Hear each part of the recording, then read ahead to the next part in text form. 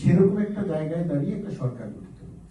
বাংলাদেশে অভ্যুত্থান পরবর্তী সময়ে ইউনূস সরকার দায়িত্ব নেয়ার পর যুক্তরাষ্ট্রে কূটনৈতিক মিশনগুলোতে পরিবর্তনের হাওয়া লাগে। নিউ ইয়র্কে কনসাল জেনারেল হিসেবে দায়িত্ব নেন পেশাদার কূটনীতিক মোহাম্মদ মোজাম্মেল হক। ওয়াশিংটনে বাংলাদেশ দূতাবাসে প্রেস মিনিস্টার হিসেবে যোগ দেন সাংবাদিক গোলাম মোর্তজা। মঙ্গলবার নিউ ইয়র্কে কনসুলেট অফিসে পরিচিতি সভায় সাংবাদিকদের মুখোমুখি হন তারা। কনসাল জেনারেল বলেন, শিগগিরই যুক্তরাষ্ট্রে বাংলাদেশি প্রবাসীদের ভোটার নিবন্ধন কার্যক্রম শুরু হবে, দেয়া হবে জাতীয় পরিচয়পত্র।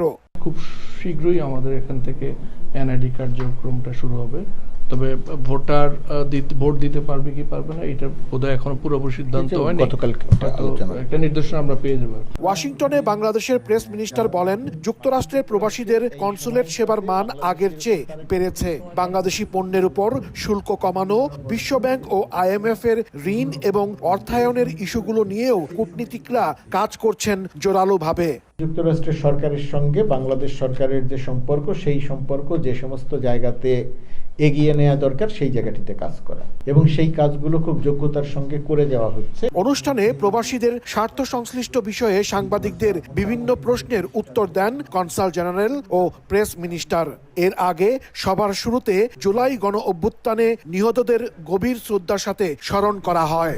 এই সময়টাতে বাংলাদেশ যে হাসানুজ্জামান সাকি, সময় সংবাদ, নিউ ইয়র্ক।